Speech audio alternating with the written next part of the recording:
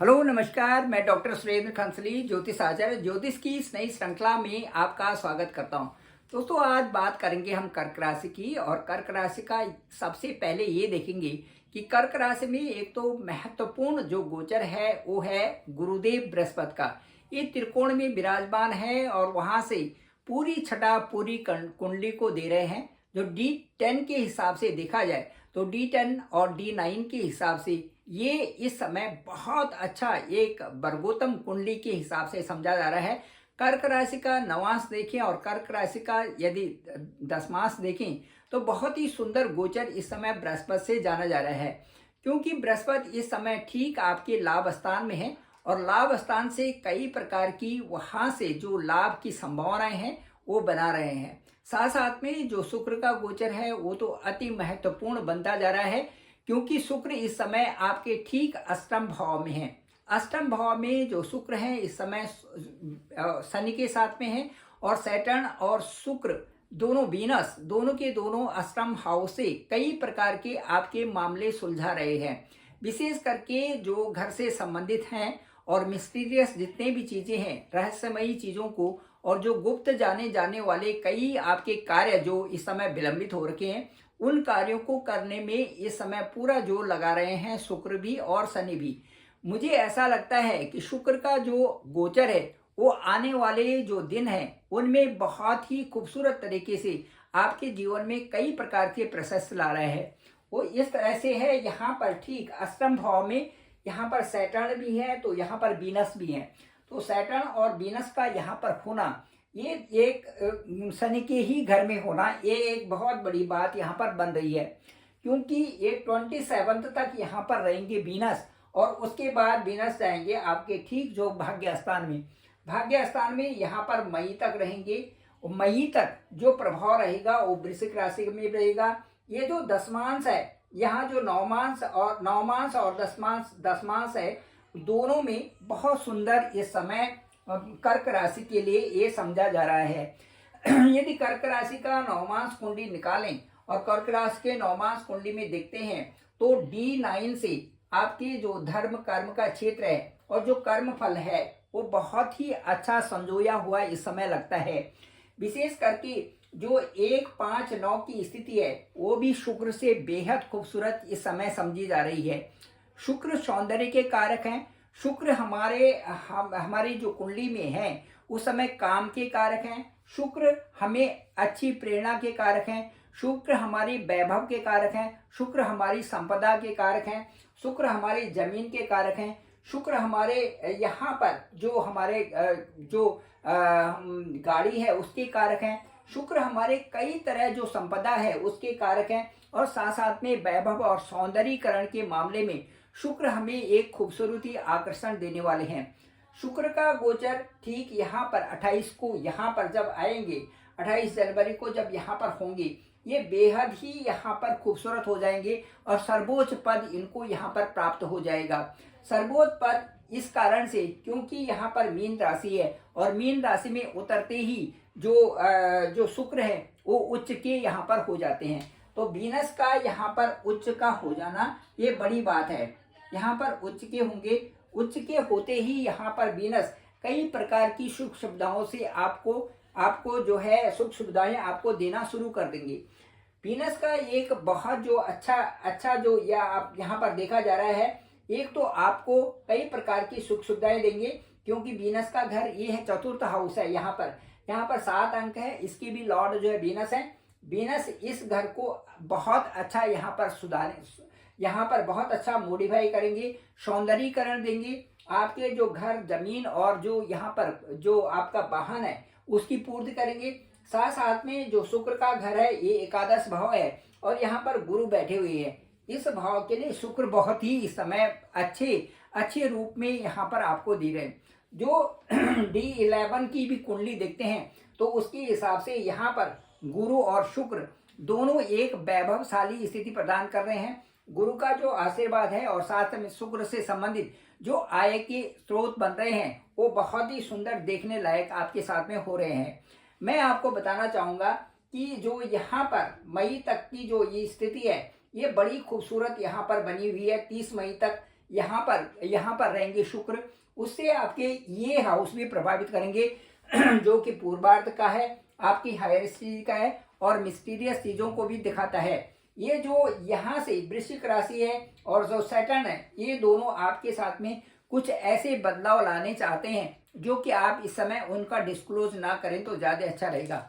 बहुत सारे ऐसे बदलाव आएंगे जो खूबसूरती से आपकी जीवन को खूबसूरती में बदल देंगे। इस समय आप उनको अपने पास ही रखें, बस मेहनत करते रहें, फोकस भी कर रहें अपनी उन चीजों पर जो कि हमको प्राप्तियां होने वाली है। मुझे लगता है एक तो ये जो स्थान है ये आपका शादी सगाई का भी स्थान है, उसके साथ साथ में संतान का भी स्थान है। एक तो ये खूबसूरती से इस स्थान की वृद्धि हो रही है, दूसरा आपके भाग्य की वृद्धि हो रही है, वो कई कारणों से यहाँ पर हो रही है। और यहाँ पर D9 और D10 जो है दोनों के दोनों बड़े खूबसूरत आपके लिए बन रहे हैं कर्क राशि के लिए। D10 जो दशमांश है, यहाँ पर आपकी कैरियर की अचीवमेंट हो रही है, साथ साथ में सोशल स्टेटस भी बढ़ रहा है और उसके साथ साथ में आपकी जो मान सम्मान नेम एंड फेम बढ़ रहा है, क्योंकि आपको एक अच्छा वर्क एनवायरनमेंट मिलने वाला है। ये सारी चीजें आपके साथ में हो रही हैं क्योंकि आपके अच्छे कर्मांश का जो फल है वो इस समय आपको ये स्थान देने वाले हैं। विशेष करके शुक्र के उच्च के गोचर के कारण बहुत सारी प्रशस्ति और बहुत सारी उपलब्धियां आपको मिलने वाली हैं। इसके साथ साथ में मैं बताऊंगा जो गुरु का गोचर है यहाँ पर ये बड़ी ताजपोशी लिए हुए है, क्योंकि त्रिकोण में और इनकम हाउस में गुरु का जाना एक आपके लिए बहुत अच्छी बात यहाँ पर हो रही है। गुरु जो है ठीक शुक्र के घर पे है और जो जो जो जो बृहस्पति है उनके घर में शुक्र यहाँ पर आ गए हैं। ये एक बहुत अच्छी अचीवमेंट आपके लिए हो रही है। यहाँ पर शुक्र का गोचर होगा, ये आपका भाग्य स्थान होगा और यहाँ पर जो है शुक्र उच्च के होंगे बृहस्पति के घर में। ये आपके लिए एक बहुत अच्छी स्थिति यहाँ पर होने वाली है।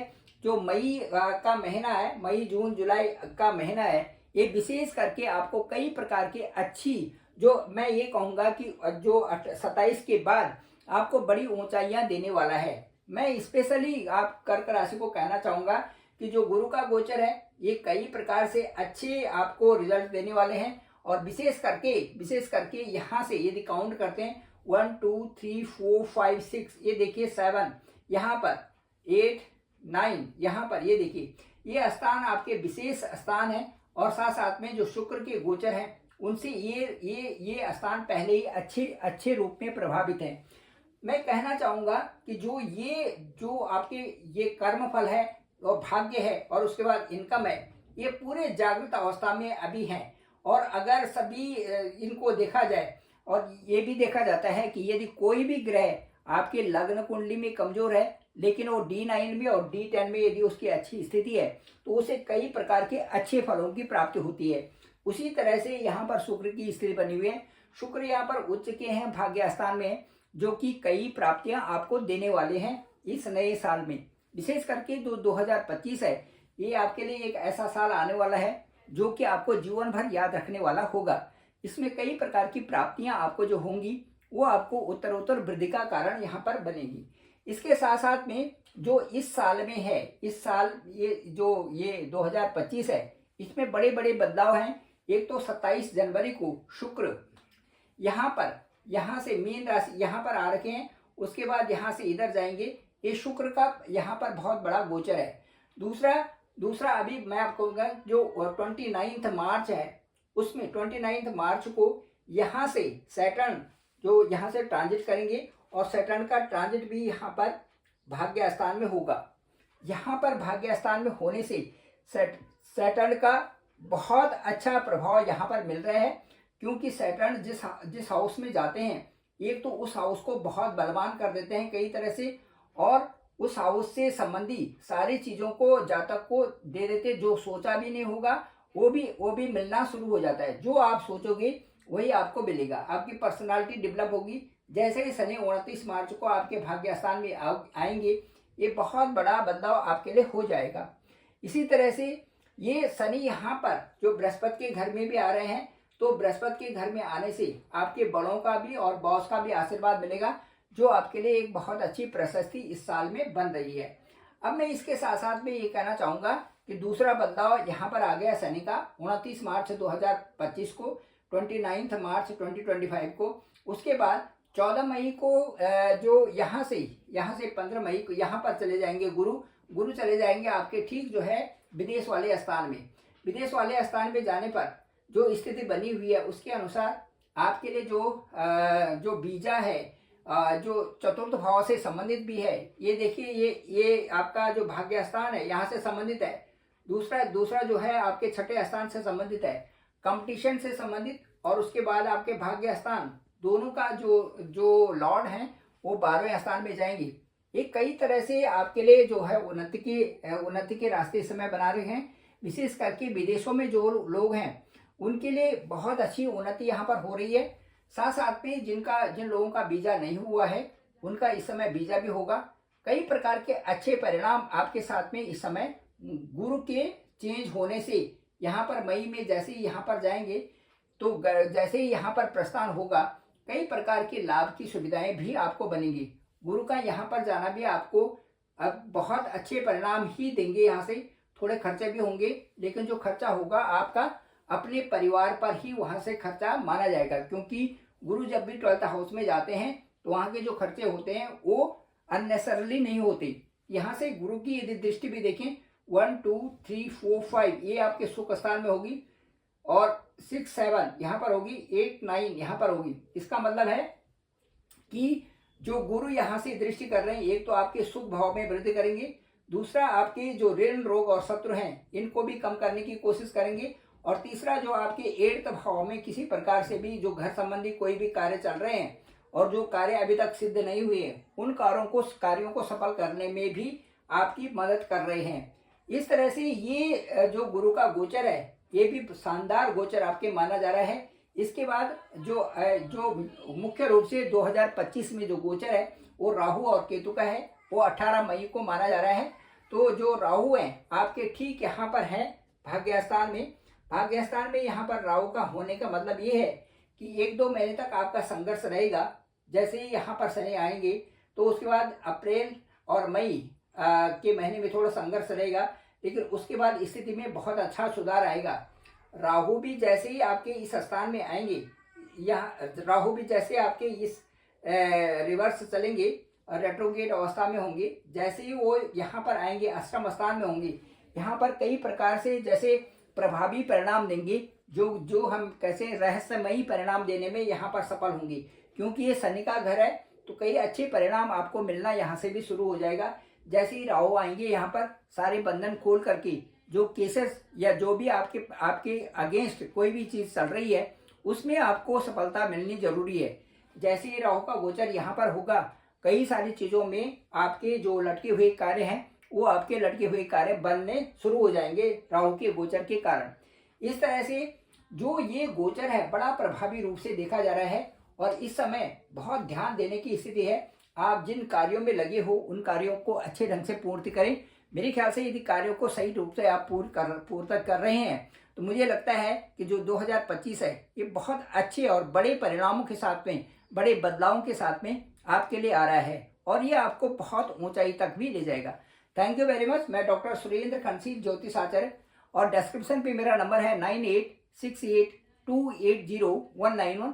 आप मुझे सीधे कॉल कर सकते हैं, मैं आपका कॉल पिक करूंगा। जानेंगे कि आपका हॉरोस्कोप क्या है, आपका D9 क्या कहता है, आपका D10 क्या कहता है, और उसके बाद आपके जो गोचर ग्रह हैं उनमें मुख्य रूप से बृहस्पति, शुक्र और जो मंगल, और इसके साथ साथ में जो राहु केतु हैं और शनि है, इनके विशेष गोचर से आप पर क्या प्रभाव पड़ रहा है, इन सब के बारे में फोन के ऊपर ही आपसे बात करेंगे। मुझे लगता है कि वो जो विश्लेषण होगा वो आपको बहुत अच्छा लगेगा। Thank you very much. मैं डॉक्टर सुरेंद्र खनसली, ज्योतिष आचार्य। मेरे इस चैनल को आप जरूर लाइक करें, शेयर करें, जरूर सब्सक्राइब करें, सभी लोगों तक भेजें ताकि सभी को इसकी जानकारी हो सके। आप लोगों का पुनः आभार, पुनः धन्यवाद।